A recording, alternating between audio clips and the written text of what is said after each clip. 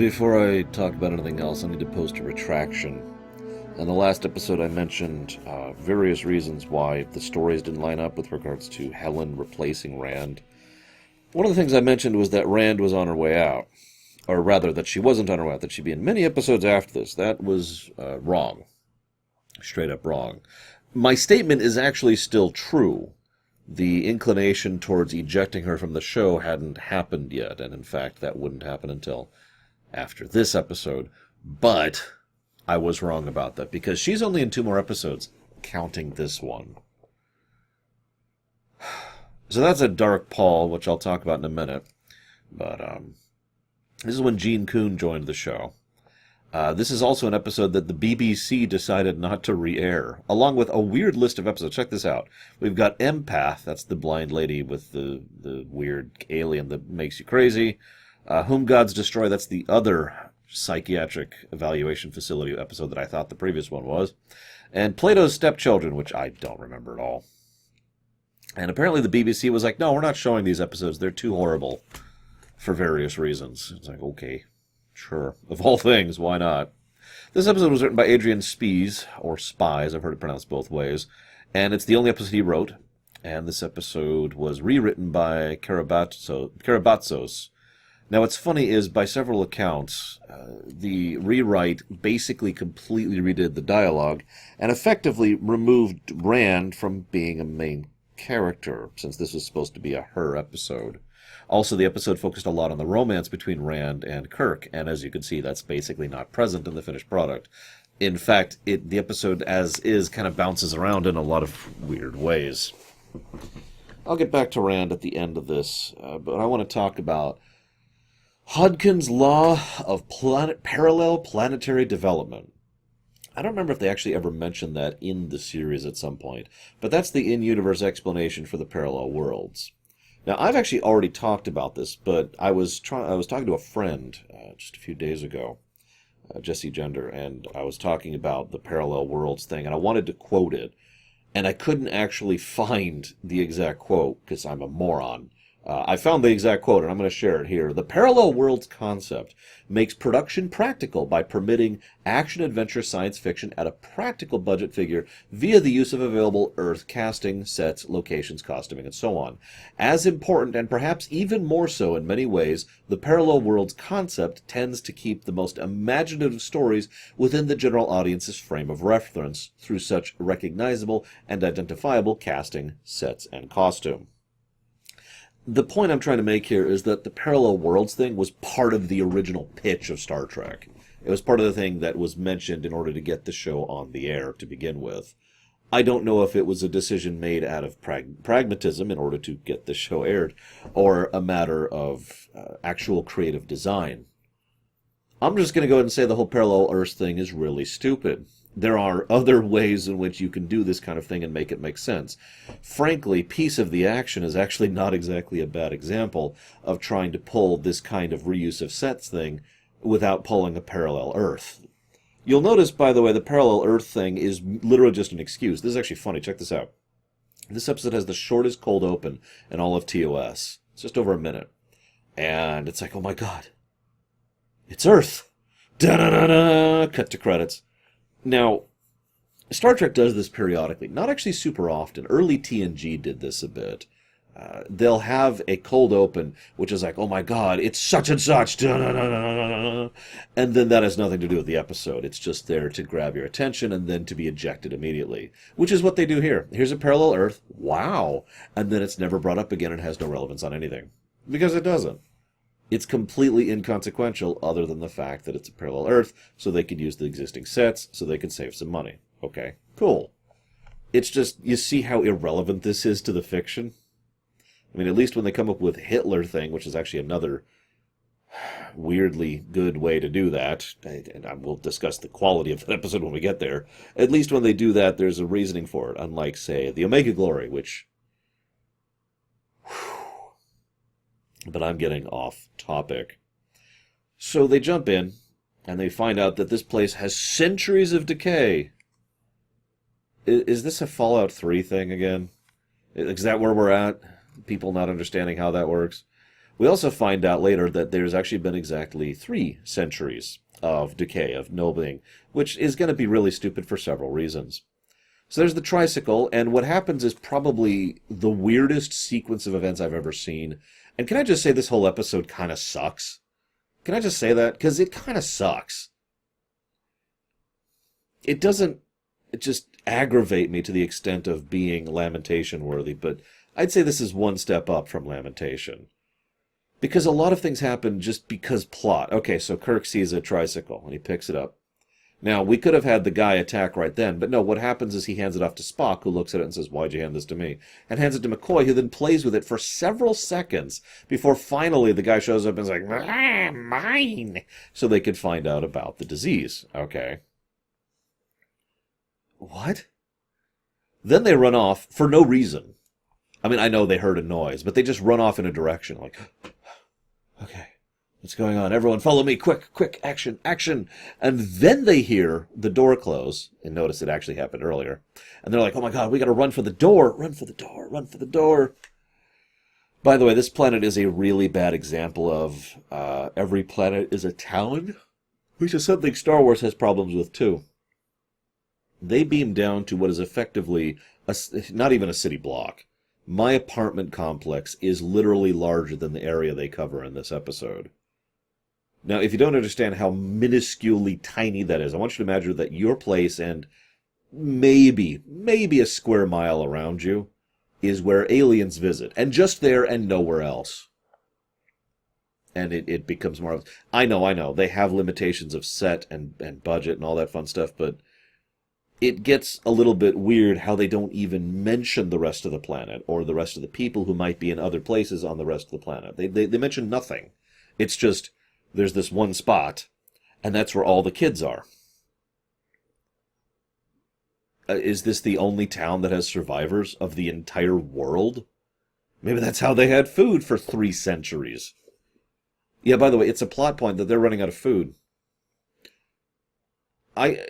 We could do, I'd say, 2 hoops to explain this one, but how the hell have they successfully managed to continue to have food from kids who are, it's very, very clearly stated, do not have the ability to take care of themselves for 3 centuries? Is their metabolism just that slow? I mean, I don't frickin' know.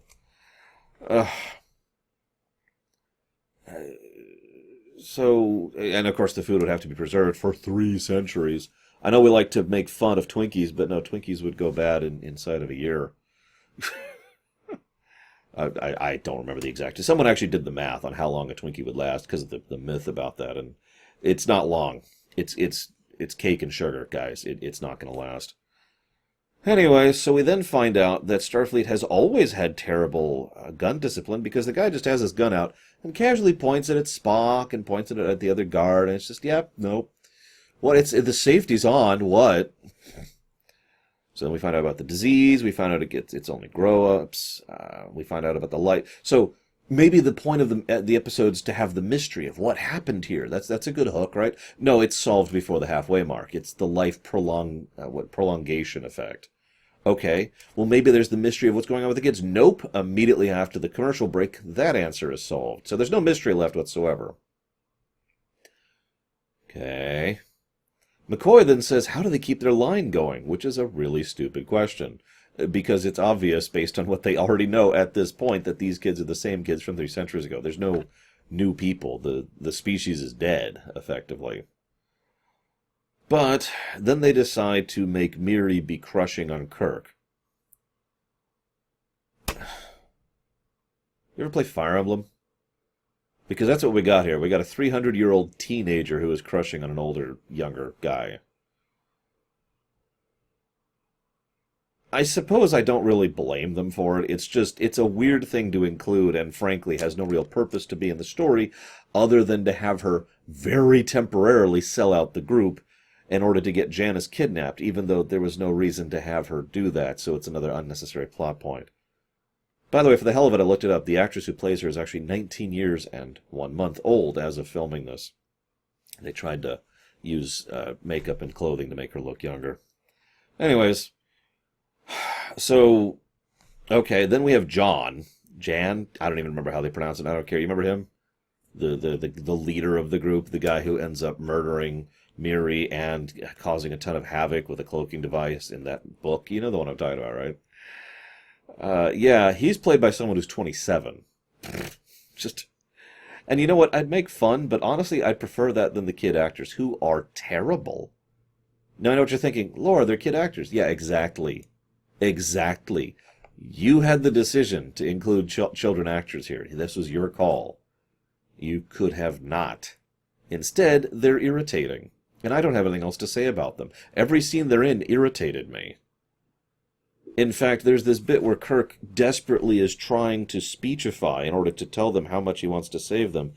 And it's absolutely destroyed because no matter how hard Shatner tries, his lines are actually stupid sounding, and he's doing it to a bunch of kids who constantly irritate at him back. So the whole thing just falls completely flat for me.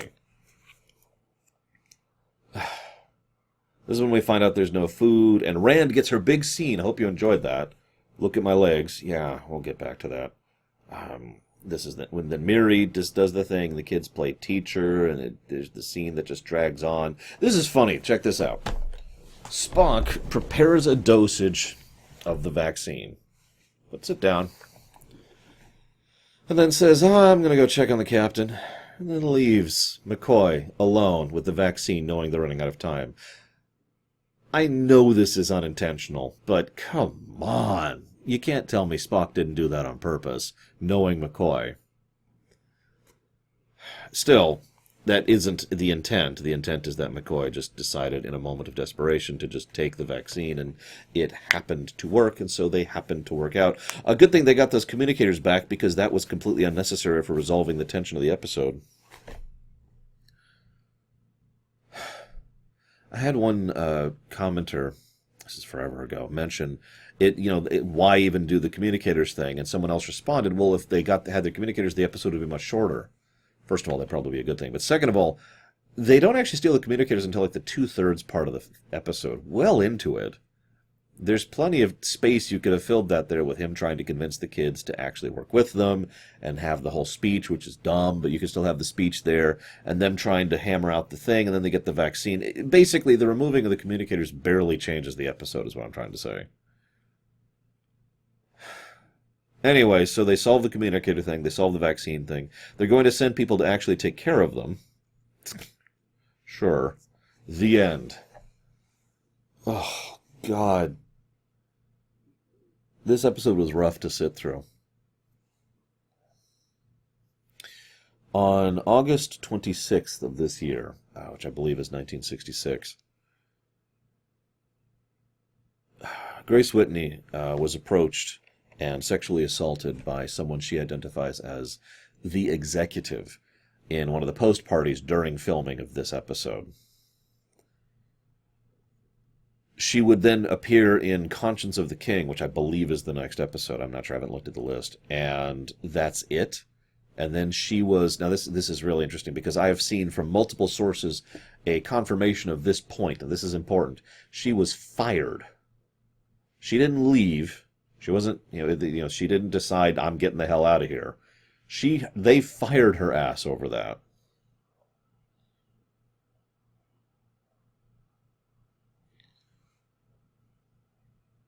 I don't have anything to add to that I haven't already mentioned. I hate to keep bringing it up. It's just, it's the show. It keeps coming up. What do you want from me? So that's nice. A nice pall to leave on an otherwise uninteresting and blech episode. Now, okay, so this is probably a really short rumination, and this is one step off of a lamentation. So, Laura, you got to give me something. And it's like, okay, how would you do it? Let me ask that first. You have to use parallel Earths, and let's say the core elements of the story have to be there. So parallel Earths, disease, age-related disease, go. Okay. Now, first and foremost, the first thing I would do is I would nix the 3 centuries thing. I know that sounds like something I say a lot, but honestly, the 3 centuries thing is nonsense. Make it 3 years. 3 years of surviving off of rations and what food they could scavenge, and 3 years of kids who barely know what they're doing. Okay. Also, 3 years would be, basically, it would be setting it earlier in the overall problem. The idea being that they could live to be 3 centuries, if they didn't run out of food, which would obviously be an issue. But in addendum to that, there's also the idea that there's some kids out there who are probably hunting and gathering, and maybe society might actually build itself up again, except for the fact that every time a kid crosses over into puberty, they immediately get hyper metabolized and die within the course of about 6 weeks. So their society is effectively doomed because they literally can't procreate, and every time one of them crosses an age boundary, they die, kind of like a malicious Logan's Run. Okay. So we've got that setup going. We've got the time variance going. I would eject more of the kids and just focus on some of the children that are played by actual actors like Miri and John, for example, and have John be someone who maybe is mentioned to be connected to some of the other kids, like he's looked up to as a leader. But the truth is that he is just as lost and confused as the rest of them. In fact, more so because he's starting to enter puberty, and so he's starting to have the emotional instability, which leads him to basically be the equivalent of a mad dictator. And then toss in something about Miri, who effectively bowed out of that because she didn't want to have anything to do with it. And as she did show, she found out about the things, and so she put herself into self-isolation in order to insist that no one else be able to go through with her. Then the crew come down and they're like, oh my gosh, it's a parallel Earth. This is so weird. But I got nothing on that, if I'm being completely honest. Some of the books have tried to explain away the parallel Earth stuff. One of them, I actually looked this up, one of them mentioned that this was actually supposed to be from another dimension and it accidentally gets shifted here. Whoops. So this was another dimension's Earth. One of them mentioned something about this place being like specifically carved. That is to say, crafted to be this by the preservers. So, woo. I got nothing. It's a dumb idea, no matter how I look at it. So I just look at that and go, wow, that's ridiculous. So how would I change it? Oh, that's easy. I'd get rid of the parallel Earth thing entirely. Just make it Earth-like.